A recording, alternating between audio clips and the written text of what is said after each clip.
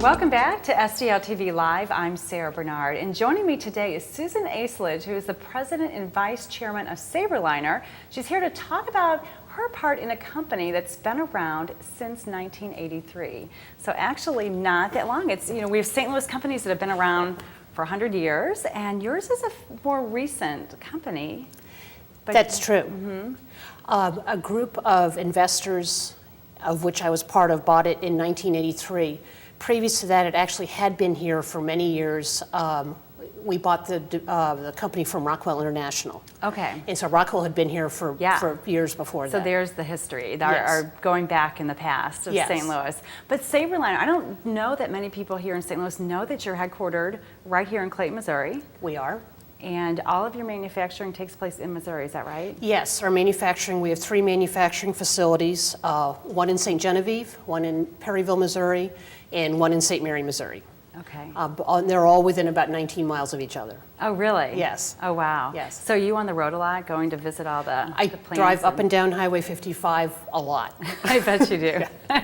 You know all the little stops along the way. Yes, I do. Yeah. So, Susan, tell us about Sabreliner. What are all the things that the company's doing right now? The Sabreliner was started as the manufacturer of a twin-engine business jet. It is 631 were manufactured. So those jets are still in service today, not all of them. There were 631 manufactured? Originally, okay. Yes. Starting in the 60s and ending in 1981. Okay.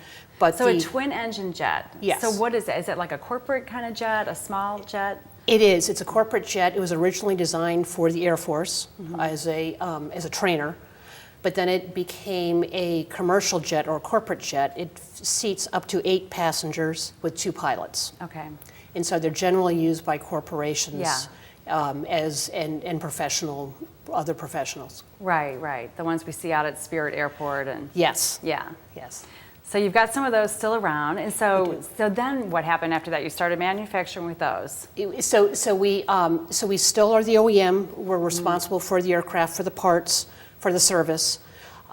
We also run what's called a MRO, which is a repair and overhaul facility for corporate jets and rotary wing or helicopter aircraft.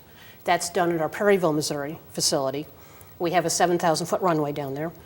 And then the other major activity is we have something called the Castle program, which is a research program to look at aging aircraft. And we actually tear the aircraft apart, large aircraft, into tiny pieces, and then do analysis on that with our partners to see how long they can actually fly. Okay, wow. So there's a lot of, it's interesting that all the airplane industry supporting functions that happen right here in the St. Louis area and in Missouri. It is, and it's very diverse. Yeah, yes. yeah. Yes. So you guys recently had a great, interesting project for the Royal Jordanian family. We did. Tell us about that. One of the functions we do is we finish Black Hawk helicopters, and we just did what they call VVIP, which is very important person finishing to these helicopters, which are usually utilitarian. So this is a step above VIP? Yes, it is. Okay. It's very, very important. And we just delivered those and they're very, very beautiful aircraft. And we delivered those to the King and Crown Prince of Jordan in April. And we're looking at a picture right now of the inside of that one is of these the inside helicopters. of a Black Hawk helicopter, which is very different from what you would normally think of a battle-ready aircraft. It looks like a corporate jet to me, like what you would see in a jet, not in just a helicopter. It is. So the family uses these themselves. This is their equivalent of our Air Force One, is that right? That's true. The family, the King and the Crown Prince use these aircraft, and